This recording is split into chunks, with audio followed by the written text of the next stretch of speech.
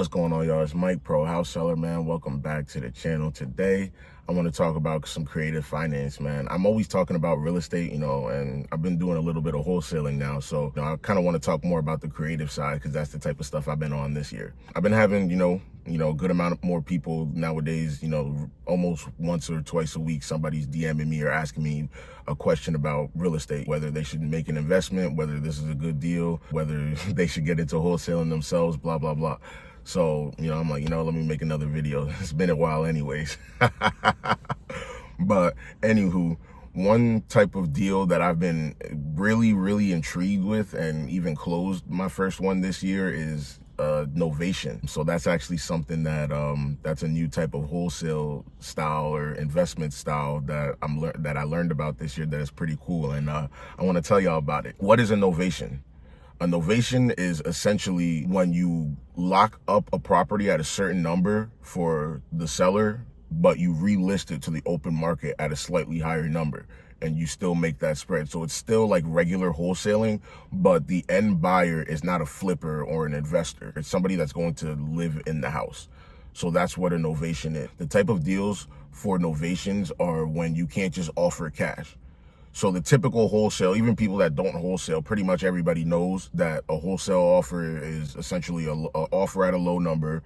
You sell it to an investor at a higher number, you make that spread, and you typically close within a couple of weeks. Well, there's cases where the house is not a piece of crap. All the houses that wholesalers deal with aren't just trash houses. Every house isn't trash. Sometimes there's situations where they don't want to pay an agent, they don't want to deal with that situation, they still need to sell it or have to sell it for whatever reason, but the number that you need it at is just too low and unjustifiable. The house is in decent shape, so you can't offer a seller $50,000 when the house is worth $100,000 or something like that. However, the house is not in perfect shape.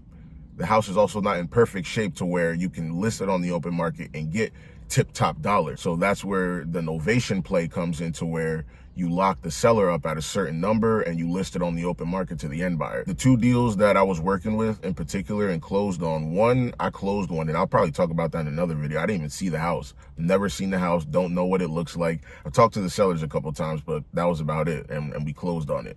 It took a little while. There was a little bit of, stuff, but we still closed. This other novation deal in particular I want to talk about is, kind of a main one where this is like this was like a knock it out the park home run novation. We made like 40K on it. It was a really good deal. This was an expired listing. So we called the seller up. We're like, hey, Mr. Seller, my name is Mike, blah, blah, blah. I'm calling about a house here on whatever. Saw you tried to sell a couple years ago, blah, blah, blah.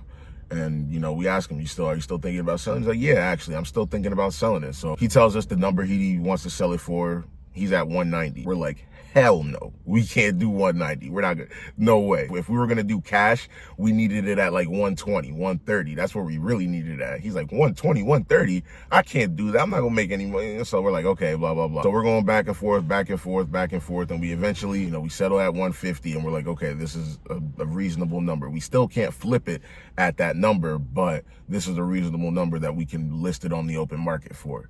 So we lock it up at 150 and we resell it on the open market for 180. Now it's on the open market for 180. This thing goes berserk.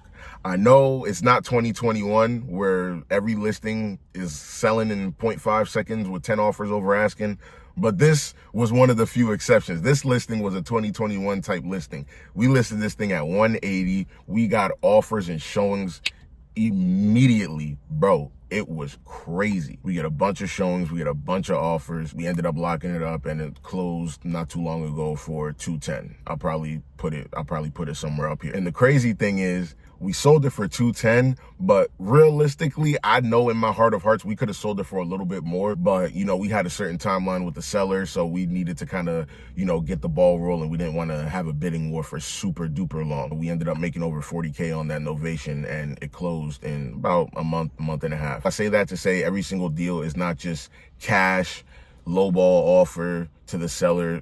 Every deal can't work like that, especially in this interest rate environment and this economy. You can't really make those types of offers anymore. It doesn't really make sense. Rents are too high, rates are too high. So if you're going to make a wholesale offer, these are different types of creative ways to, you know, get in it. But that's it, man. Nothing crazy. Had to make another quick video. I know I've been gone for a little minute, but appreciate you if you stayed this long, man. You could like, you could comment, you could sub. If you don't, it's all good, man. But I'm gonna talk to you on the next one.